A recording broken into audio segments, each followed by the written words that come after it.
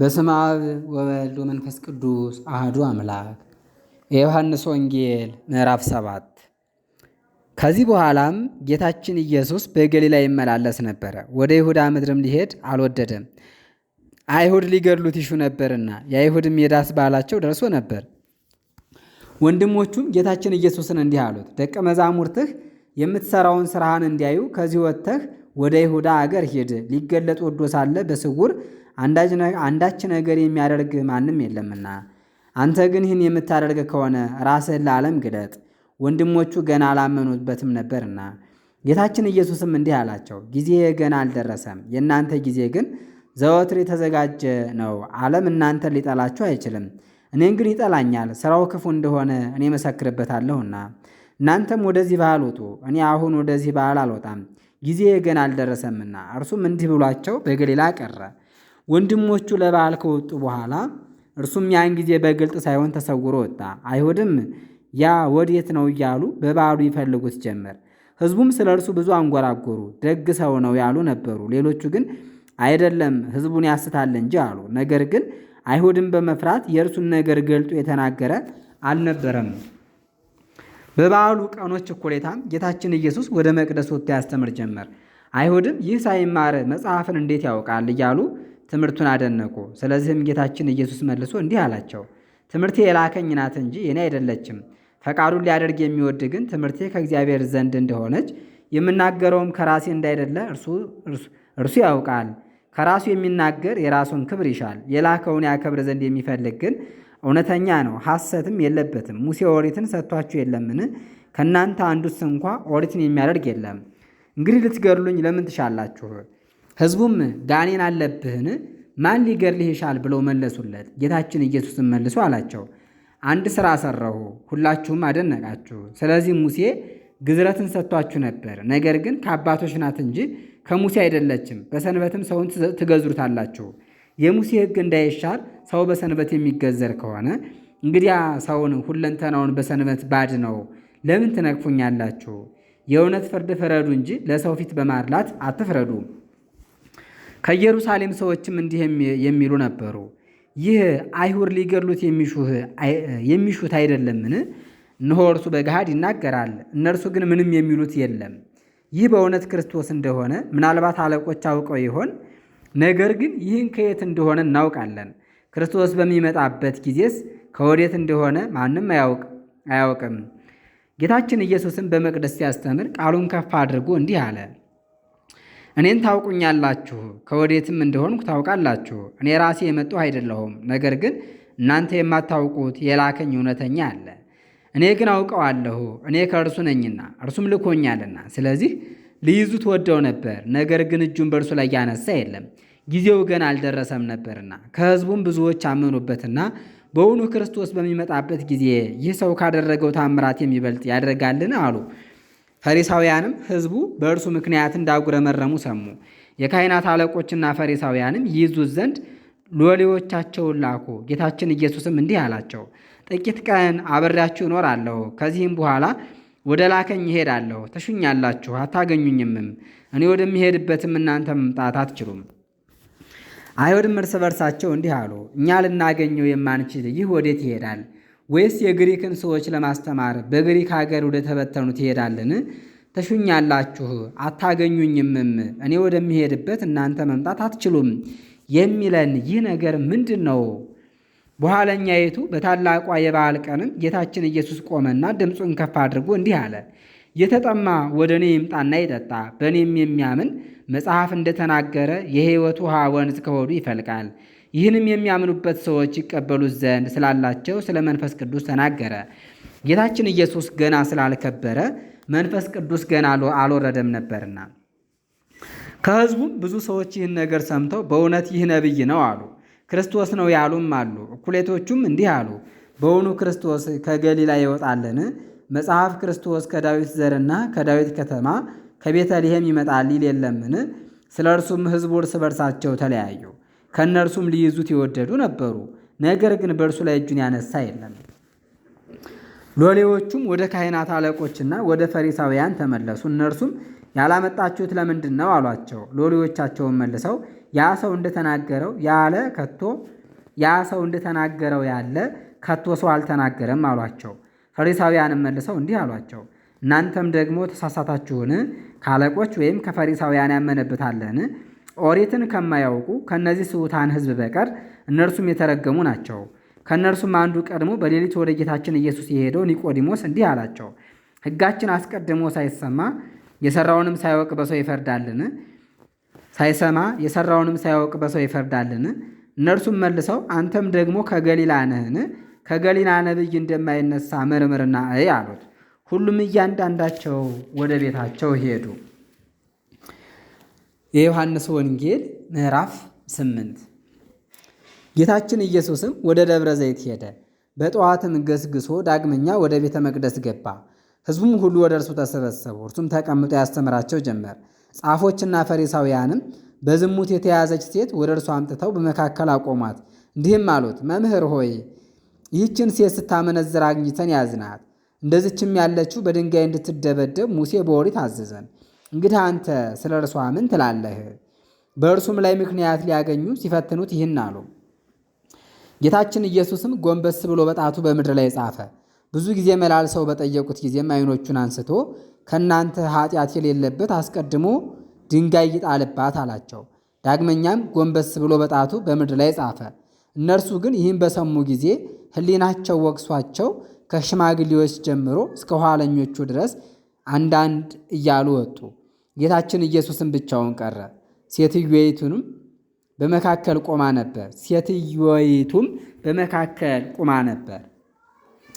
ጌታችን ኢየሱስም ቀና ብሎ ወደ እርሷ ተመለከተና እንዲህ አላት፣ አንቺ ሴት የሚከሱሽ ወዴት አሉ?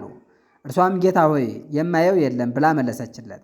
ጌታችን ኢየሱስም እኔም አልፈርድብሽም፣ ወደ ቤትሽ ሂጂ፣ ከእንግዲህ ወዲህ ዳግመኛ ኃጢአት አትስሪ አላት።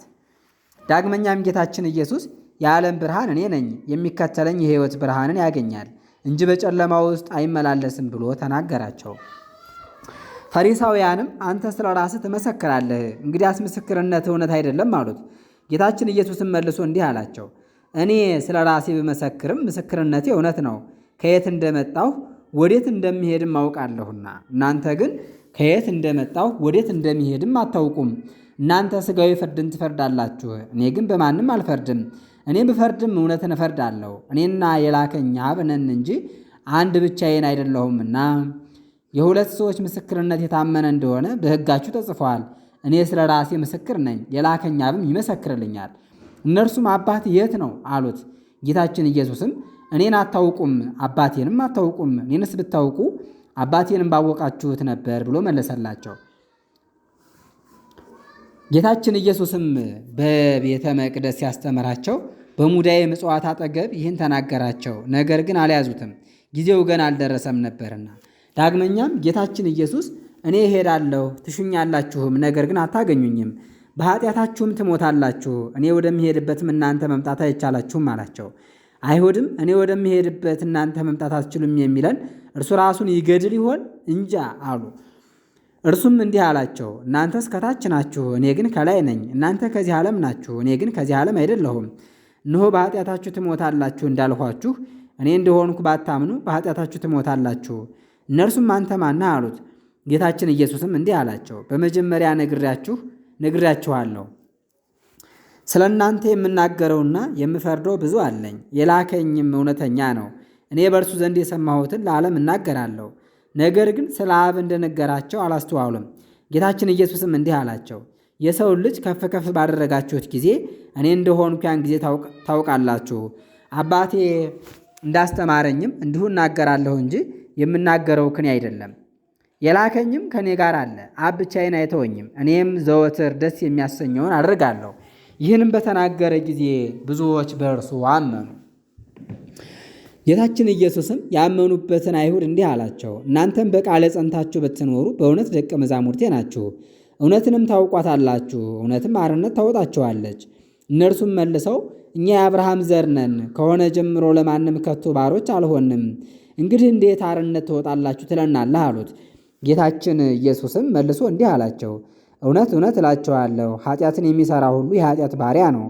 ባሪያ ዘወትር በቤት አይኖርም፣ ልጅ ግን ለዘላለም ይኖራል። ወልድ አርነት ካወጣችሁ በእውነት አርነት የወጣችሁ ናችሁ። የአብርሃም ዘር እንደሆናችሁ ሳውቃለሁ። ነገር ግን ቃሌ በእናንተ ዘንድ አይኖርምና ልትገድሉኝ ትሻላችሁ። እኔ በአባቴ ዘንድ ያየሁትን እናገራለሁ፣ እናንተም በአባታችሁ ያያችሁትን ታደርጋላችሁ። እነርሱም መልሰው የእኛስ አባታችን አብርሃም ነው አሉት። ጌታችን ኢየሱስም እንዲህ አላቸው፣ የአብርሃም ልጆች ብትሆኑስ የአብርሃምን ሥራ በሠራችሁ ነበር። አሁንም በእግዚአብሔር ዘንድ የሰማሁትን እውነት የምነግራችሁን ሰው ልትገድሉኝ ትሻላችሁ።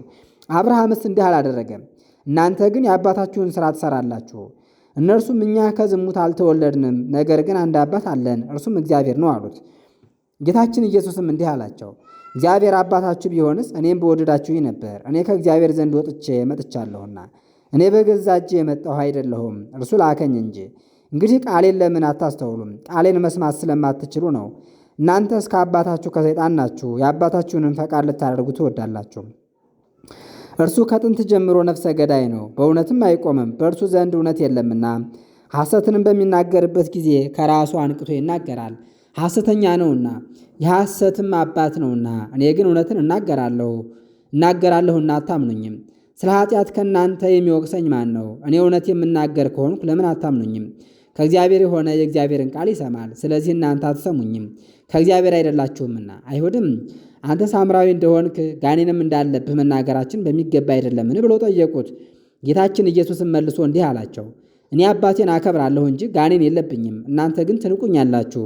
እኔ ለራሴ ክብርን አልሻም፣ የሚሻ የሚፈርድም አለ።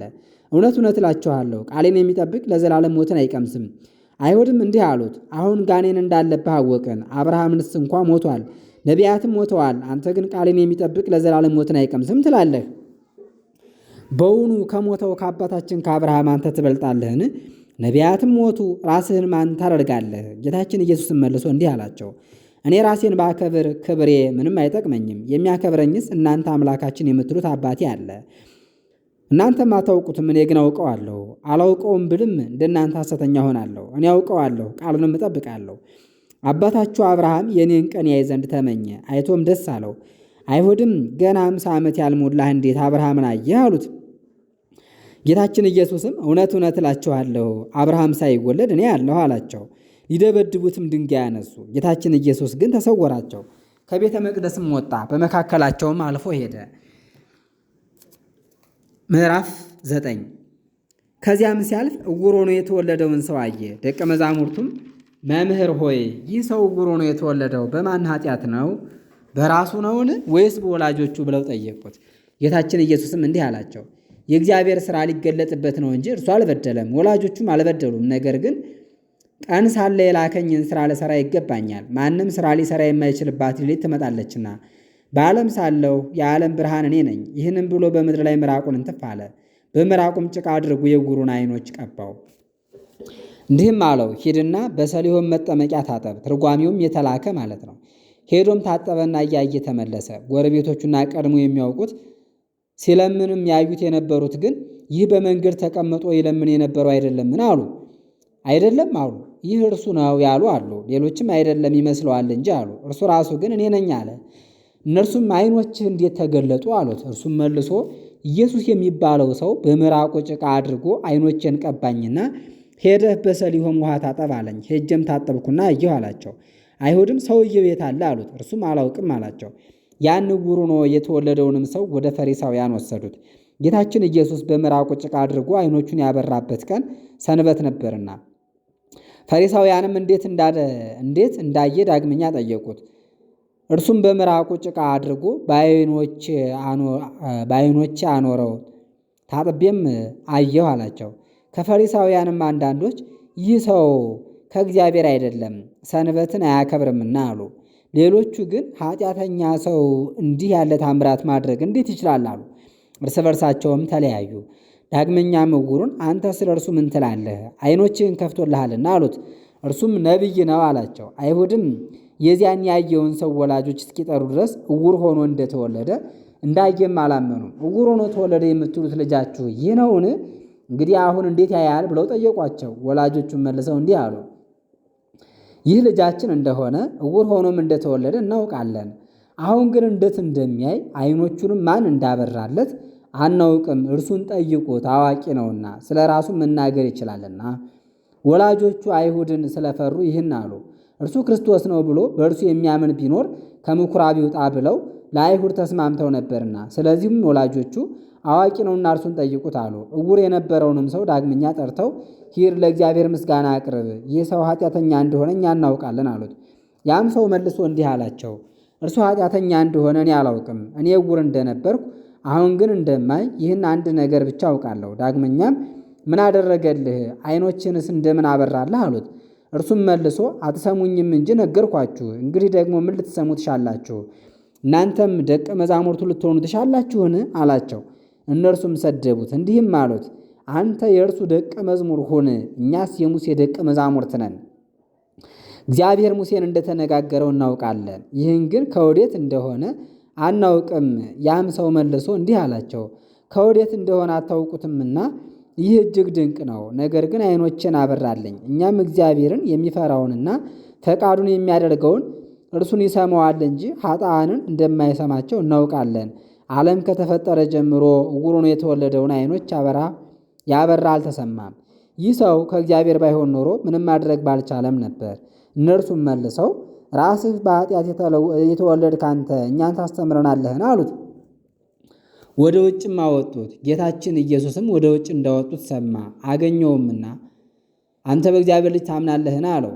አገኘውምና አንተ በእግዚአብሔር ልጅ ታምናለህን? አለው።